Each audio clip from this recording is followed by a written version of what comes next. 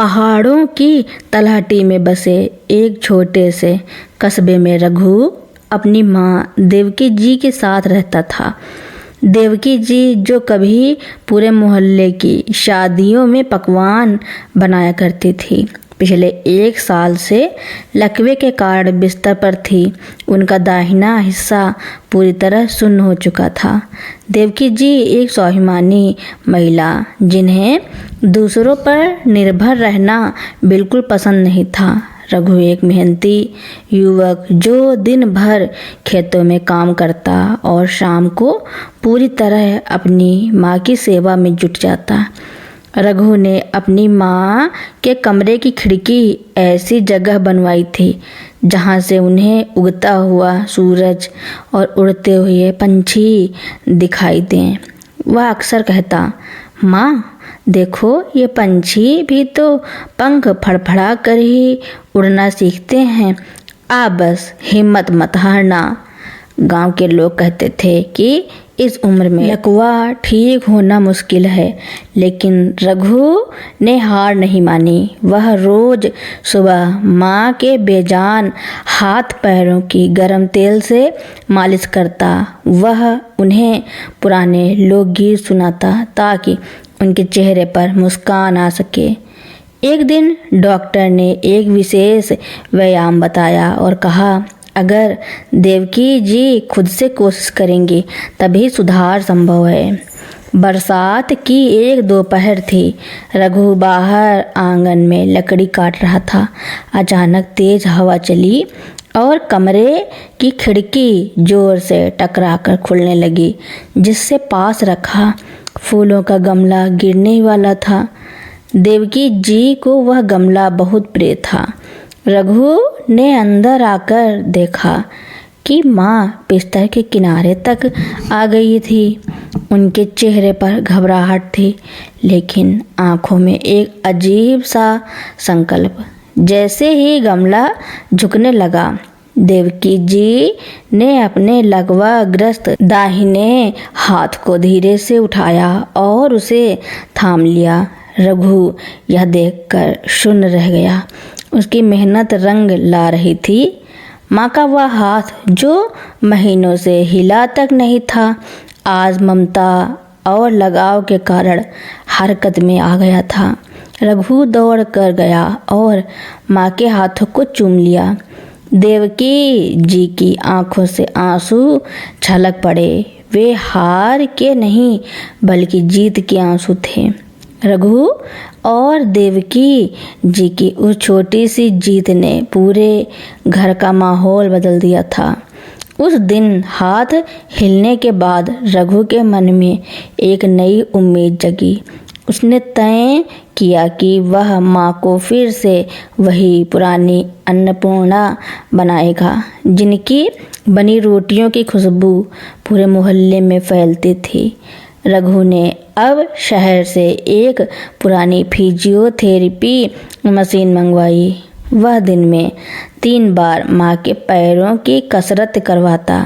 रघु जानबूझकर रसोई का सामान ऐसी जगह रखता जहाँ तक पहुँचने के लिए माँ को थोड़ा जोर लगाना पड़े। देवकी जी भी अब हार मानने वाली नहीं थी। वह दीवार का सहारा लेकर घंटों खड़ी रहने की कोशिश करती।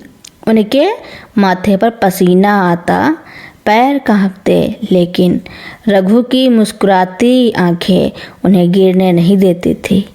गांव में हर साल सावन का मेला लगता था, जहां देवकी जी हमेशा अपने हाथ के बने पुए बांटती थी।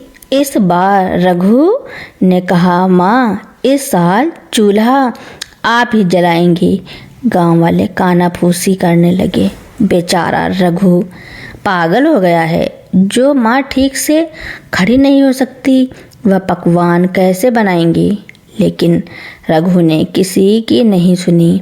मेले की पूर्व संध्या पर रघु ने रसोई में एक ऊंची कुर्सी रखी और माँ को वहाँ बैठाया। उसने सारा सामान पास रख दिया। देवकी जी का दाहिना हाथ अभी भी थोड़ा कांप रहा था। उन्होंने धीरे से कढ़ाई में तेल डाला। जैसे ही उन्होंने पहला पुआ तेल में डाला, पूरे मोहल्ले के लोग खिड़की से झांकने लगे। रघु पीछे खड़ा होकर बस देख रहा था। देवकी जी ने बेलन उठाया और अपने कांपते हाथों से पूरी गोल रोटी बेली।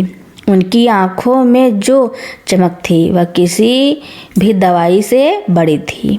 मेले के दिन जब पूरा गांव देवकी जी के हाथ के बने पकवान खा रहा था तो किसी को यकीन नहीं हो रहा था कि यह वही महिला है जो कुछ महीने पहले बिस्तर से उठ भी नहीं सकती थी। एक बुजुर्ग ने पूछा, देवकी, यह चमत्कार कैसे हुआ? देवकी जी ने रघु के कंधे पर हाथ रखा और धीमी लेकिन साफ आवाज़ में कहा, चमत्कार किसी दवा में नहीं था, मेरे बेटे के सब्र और विश्वास में था। जब इसने हार नहीं मानी तो मैं कैसे मान लेती। आज देवकी जी लाठी के सहारे धीरे धीरे खुद चलने लगी हैं। रघु अब उन्हें रोज शाम को मंदिर ले जाता है। गांव के बच्चे अब रघु को आधुनिक श्रवण कुमार कहते हैं। बीमारी ने शरीर को भले ही कमज़ोर किया था, लेकिन माँ बेटे के इस रिश्ते ने साबित कर दिया कि प्रेम और दृढ़ निश्चय पत्थर में भी जान फूंक सकते हैं। गांव के उस मेले के बाद रघु और देवकी जी की कहानी केवल एक परिवार की कहानी नहीं रही, बल्कि पूरे इलाके के लिए एक मिसाल बन गई। लेकिन नियति ने अभी एक और छोटी सी परीक्षा बाकी रखी थी। मेले की सफलता के बाद देवकी जी के मन में एक नया तूफान जागा। उन्होंने रघु से कहा, बेटा, तूने मेरी सेवा की, मुझे पैरों पर खड़ा किया। अब मैं उन लोगों के लिए कुछ करना चाहती हूँ जो मेरी तरह बिस्तर पर पड़े हार मान चुके हैं। रघु ने अपनी जमा पूंजी लगाकर बाहर घर के हिस्से में एक छोटा सा ढाबा खोला, जिसका नाम रखा गया देवकी की ममतामयी रसोई। रघु बाजार से ताज़ा सब्जियां लाता और ग्राहकों को खाना परोसता। देवकी जी एक कुर्सी पर बैठकर मसालों का सही मिश्रण तैयार करती और अपने उस हाथ से खाना बनाती जो कभी पूरी तरह बेजान था। शुरुआत में लोग सिर्फ हमदर्दी में आते थे, लेकिन धीरे धीरे देवकी जी के हाथ के स्वाद और उनकी जीवटता ने दूर दूर से लोगों को खींचना शुरू कर दिया। एक दिन ढाबे पर शहर से एक बड़ा डॉक्टर आया। उसने देखा कि कैसे एक लकवाग्रस्त महिला इतनी कुशलता से काम कर रही है। उसने रघु से पूछा, इन्हें यहाँ तक लाने का राज क्या है?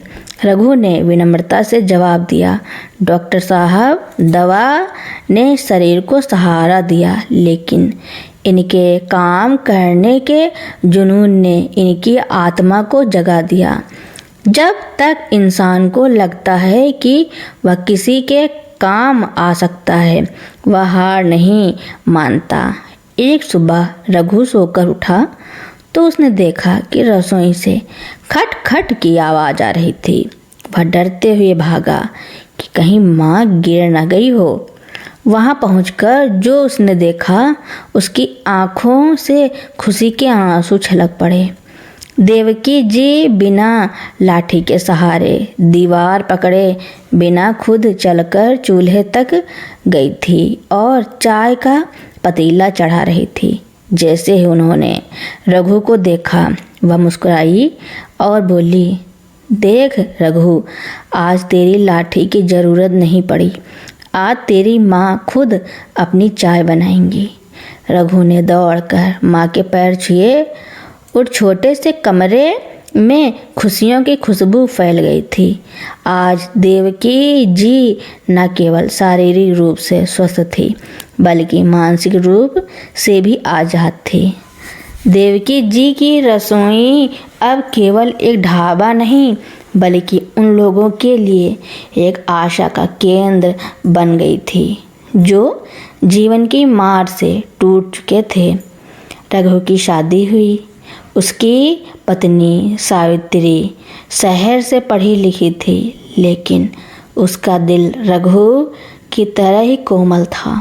उसने जब देवकी जी के संघर्ष की कहानी सुनी तो उसने ममता की रसोई को एक नई दिशा देने का फैसला किया। सावित्री ने कहा, माँ जी, आपका स्वाद और आपका संघर्ष दुनिया को पता चलना चाहिए। सावित्री ने सोशल मीडिया पर देवकी जी के खाना बनाने और उनके ठीक होने के सफ़र के छोटे छोटे वीडियो डालना शुरू किए। देखते ही देखते देवकी जी के वीडियो वायरल हो गए।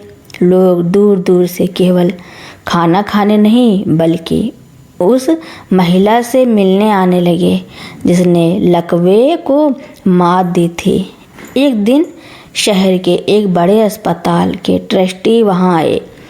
उन्होंने देवकी जी को एक प्रस्ताव दिया, क्या आप हमारे अस्पताल के रिहैबिलिटेशन सेंटर में आकर उन मरीजों से बात करेंगी जो लकवे के कारण जीने की इच्छा खो चुके हैं। देवकी जी की आंखों में चमक आ गई। उन्होंने हाँ कह दी। जब देवकी जी पहली बार अस्पताल पहुंची तो वहाँ कई लोग व्हील चेयर पर उदास बैठे थे। देवकी जी बिना किसी सहारे के अपने पैरों पर चलकर उनके बीच गई। उन्होंने अपना वह हाथ हवा में लहराया जो कभी बेजान था। उन्होंने मरीजों से बस एक बात कही, बीमारी आपके शरीर को पकड़ती है, आपकी आत्मा को नहीं। अगर मन खड़ा हो जाए तो पैर अपने आप चलने लगते हैं। मेरा बेटा मेरी लाठी बना, आप भी किसी के लिए उम्मीद बनिए। उनकी बातें सुनकर वहाँ बैठे कई मरीजों की आंखों में पहली बार चमक दिखी। सालों बाद रघु का बेटा अपने स्कूल के निबंध में लिख रहा था, मेरी दादी एक जादूगरनी है। आज देवकी जी पूरी तरह स्वस्थ हैं। वह अब रसोई में कम और घर की चौपाल पर ज़्यादा दिखती हैं, जहां वह औरतों को आत्मनिर्भर बनने की ट्रेनिंग देती हैं। रघु अब भी रोज़ शाम को माँ के पैर दबाता है और देवकी जी वही पुरानी दुआ देती है, जुग जुग जियो मेरे लाल। सावित्री और रघु ने मिलकर ममता की रसोई से होने वाली कमाई का एक हिस्सा एक छोटे से पुनर्वास केंद्र के लिए दान करना शुरू किया। उन्होंने अपने गांव के पुराने घर को एक ऐसी जगह में बदल दिया जहां लकवाग्रस्त मरीजों का मुफ्त इलाज और फिजियोथेरेपी की जाती थी। अब देवकी जी केवल खाना नहीं बनाती थी, वह उस केंद्र की मुख्य मार्गदर्शक बन गई थी। रोज सुबह देवकी जी उन मरीजों के बीच बैठती और उन्हें अपनी वह पुरानी बेजान उंगलियां दिखाती जो अब फुर्ती से काम करती थी। वह कहती, देखो ये हाथ पत्थर हो गए थे, लेकिन मेरे बेटे की उम्मीद और मेरी जिद ने इन्हें फिर से नरम कर दिया। तुम भी पत्थर नहीं हो, बस थोड़े ठहरे हुए हो। रघु जो कभी एक साधारण मजदूर की तरह मेहनत करता था, आज जिले का सम्मानित व्यक्ति बन चुका था। सरकार ने उसे आदर्श पुत्र के पुरस्कार से सम्मानित किया। पुरस्कार लेते समय जब रघु मंच पर खड़ा था तो उसने माइक हाथ में लेकर सिर्फ एक बात कही, यह सम्मान मेरा नहीं, मेरी माँ की उस पीड़ा का है जिसने मुझे कभी थकने नहीं दिया। अगर माँ ने उस दिन पहला कदम उठाने की हिम्मत ना दिखाई होती तो आज मैं यहाँ नहीं होता। सेवा बोझ नहीं बल्कि एक निवेश है जो खुशियों के रूप में वापस मिलता है। गांव की नदी के किनारे डूबते सूरज की लालिमा में देवकी जी अपने पोते का हाथ पकड़कर टहल रही हैं। वह अब बिना किसी लाठी के, बिना किसी सहारे के लंबी सैर पर जाती हैं। पोता पूछता है, दादी क्या आप कभी फिर से बीमार पड़ेंगी?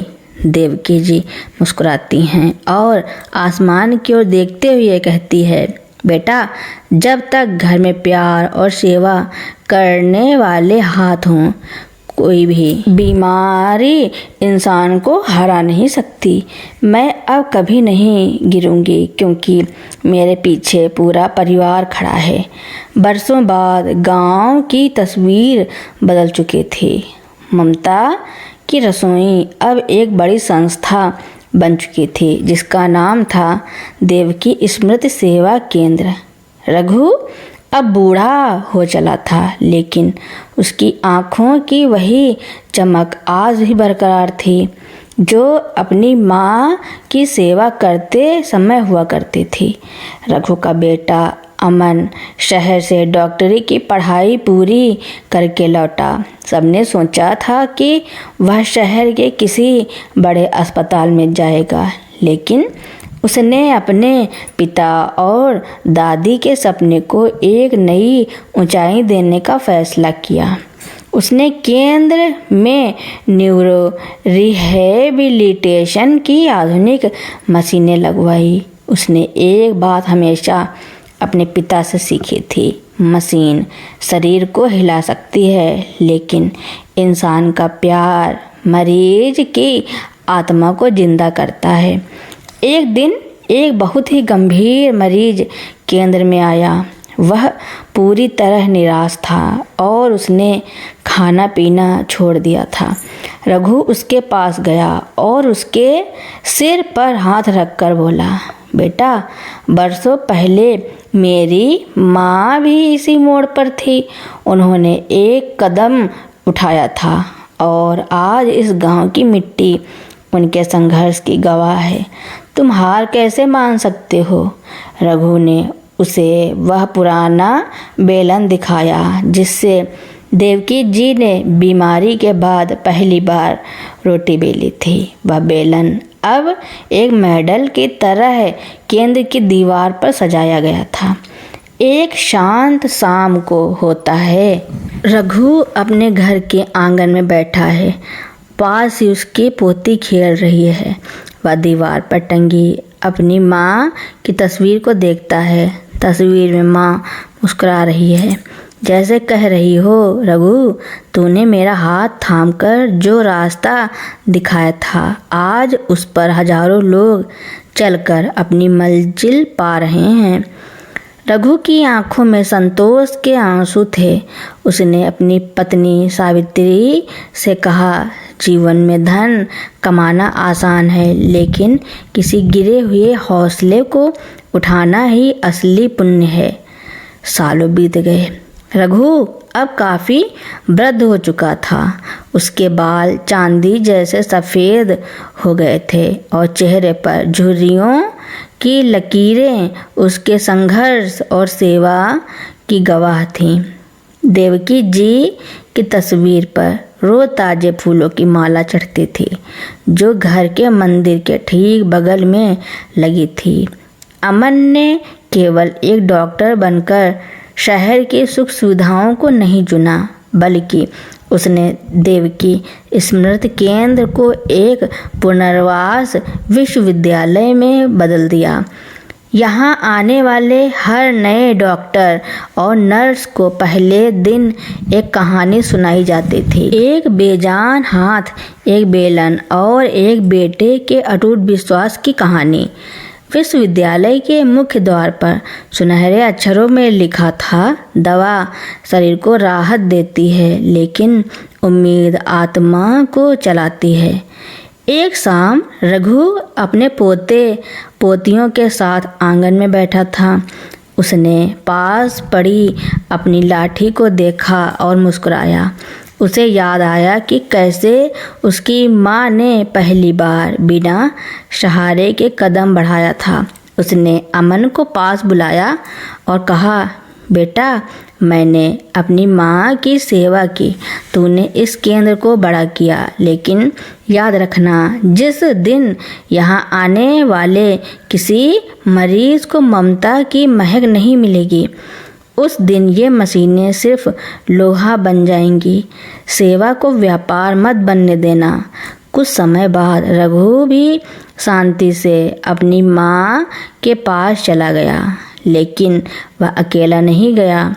वह अपने पीछे एक ऐसा गांव छोड़ गया जहाँ कोई भी लाचार व्यक्ति खुद को अकेला नहीं समझता था। आज भी उस गांव में जब कोई बच्चा गिरता है तो उसे उठाने वाला हाथ सिर्फ उसे खड़ा नहीं करता, बल्कि उसे यह विश्वास भी दिलाता है कि गिरना अंत नहीं है, बल्कि फिर से उठने की शुरुआत है। अमन, रघु का बेटा, अब एक अनुभवी डॉक्टर बन चुका था। एक शाम जब वह अपने अस्पताल के बगीचे में टहल रहा था, उसने देखा कि एक युवा लड़का अपनी वृद्ध माँ को व्हीलचेयर पर लेकर आया है। उस लड़के की आंखों में वही डर और लाचारी थी जो बरसों पहले रघु की आंखों में हुआ करती थी। अमन उस लड़के के पास गया और उसके कंधे पर हाथ रखा। लड़के ने रोते हुए कहा, डॉक्टर साहब, सब कहते हैं कि माँ अब कभी नहीं चल पाएगी, क्या कोई उम्मीद है? अमन मुस्कुराया। उसने उस लड़के को अपने केबिन में बुलाया और मेज पर रखा। वह पुराना लकड़ी का बेलन दिखाया जो अब एक कांच के बक्से में सुरक्षित था। अमन ने शांति से कहा, बेटा, विज्ञान कहता है कि नसें सूख गई हैं, लेकिन इतिहास कहता है कि ममता कभी नहीं सूखती। ये बेलन देख रहे हो, यह मेरी दादी का हथियार था जिससे उन्होंने अपनी बीमारी को हराया था। अगर तुम अपनी माँ की लाठी बनने को तैयार हो तो मेरी मशीनें सिर्फ एक जरिया बनेंगी। अगले कुछ महीनों तक उस लड़के ने ठीक वैसे ही अपनी माँ की सेवा की जैसे रघु ने की थी। वह उन्हें वही पुराने गीत सुनाता, उनकी मालिश करता और हर छोटे सुधार पर उत्सव मनाता। एक दिन पूरे अस्पताल में तालियों की गूंज सुनाई दी। वह वृद्ध महिला अपनी व्हीलचेयर से उठी और कांपते हुए कदमों से अमन की ओर बढ़ी। उन्होंने अमन के सिर पर हाथ रखा और कहा, बेटा, आज मुझे लगा कि रघु फिर से जी उठा है। आज उस गांव का नाम बदलकर श्रवण ग्राम रख दिया गया है। वहाँ की दीवारों पर रघु और देवकी जी की पेंटिंग बनी हुई हैं, जिसमें बेटा अपनी माँ का हाथ थामे हुए है।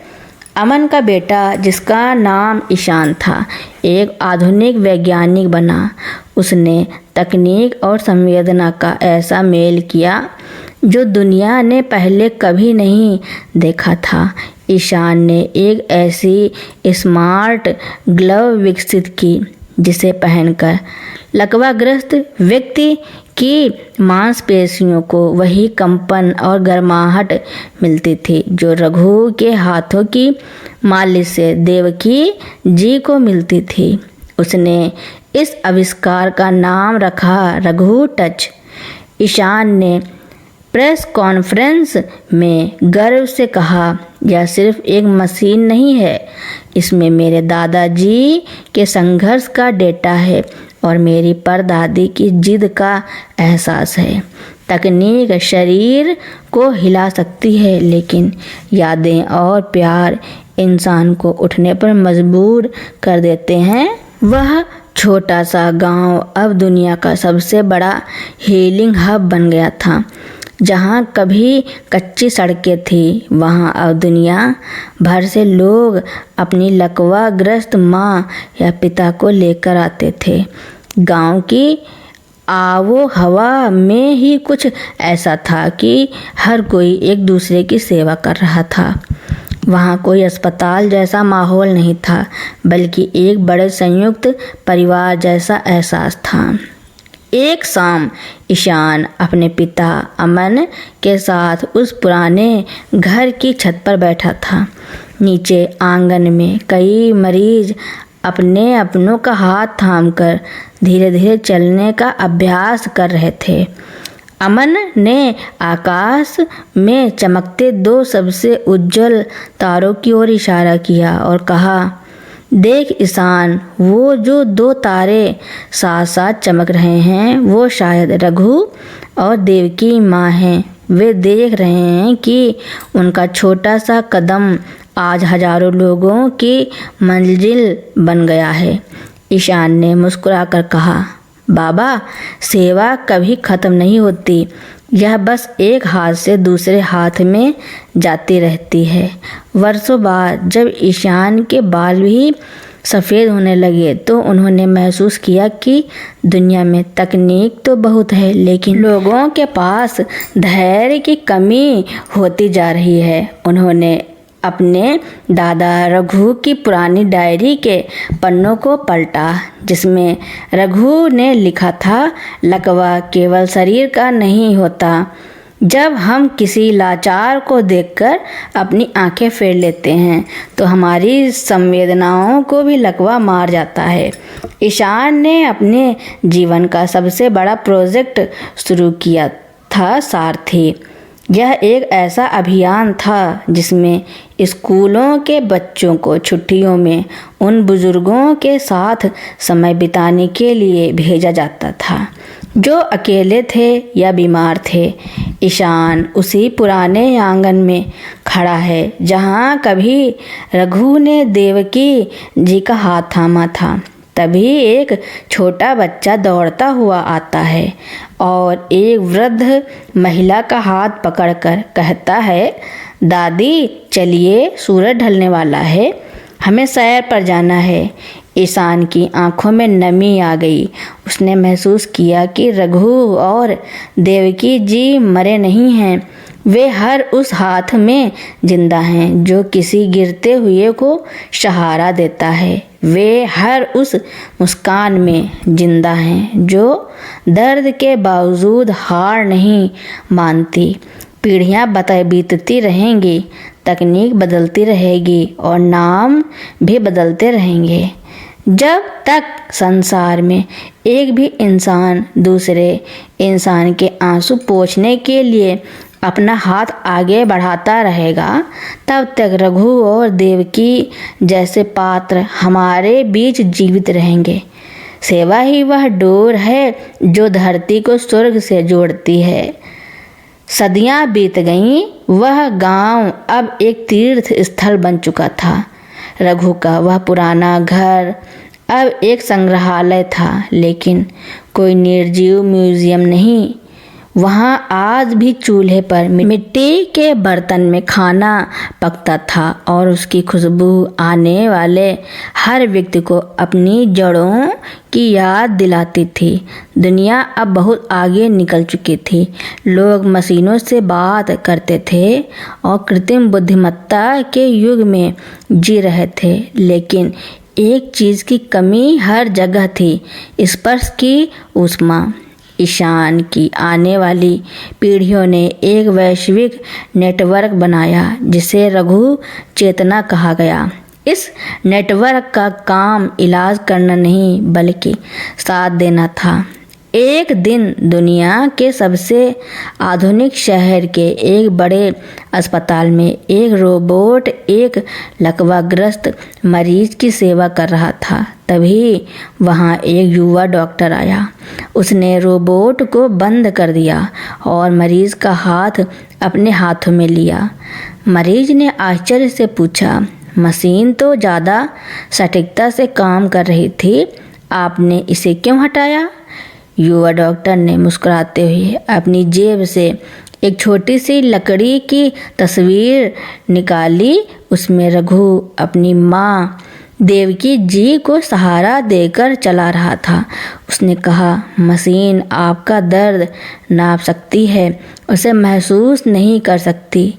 मुझे मेरे पूर्वजों ने सिखाया है कि रगों में खून तक नहीं दौड़ता जब दवा दी जाए, बल्कि तब दौड़ता है जब कोई अपना यह कह दे, माँ उठो, मैं खड़ा हूँ ना। अंधेरा गहरा हुआ और आकाश में 2 सितारे फिर से चमक उठे।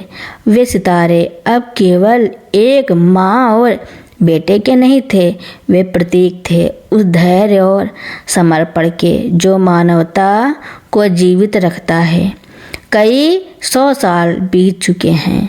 तकनीक इतनी उन्नत हो गई है कि बीमारियां अब लगभग समाप्त हो चुकी हैं, लेकिन एक पुरानी परंपरा आज भी उस गांव में जीवित है। हर साल जब पहली बारिश उठती है और मिट्टी से सौंधी खुशबू उठती है, तो दुनिया भर से लोग उस स्थान पर आते हैं जिसे अब समर्पण की भूमि कहा जाता है। गांव के चौराहे पर रघु और देवकी जी की कोई सोने या चांदी की प्रतिमा नहीं है। वहाँ बस 2 सादे पत्थर रखे हैं, एक बड़ा पत्थर जो स्थिरता का प्रतीक है और एक छोटा पत्थर जो उसे नीचे से सहारा दिए हुए है। लोग वहाँ आकर फूल नहीं चढ़ाते, बल्कि एक दूसरे का हाथ थामकर 2 कदम साथ चलते हैं। यह इस बात का प्रतीक है कि चलना केवल पैरों का काम नहीं, साथ का काम है। तो दोस्तों, मेरी कहानी सुनने के लिए आपका बहुत बहुत धन्यवाद। ऐसी ही कहानियाँ सुनने के लिए मेरे चैनल को लाइक, कमेंट, शेयर, सब्सक्राइब एवं बेल आइकन का बटन दबाना ना भूलना, ताकि मेरी नई नई कहानियाँ आप तक पहले ही पहुँचती रहें।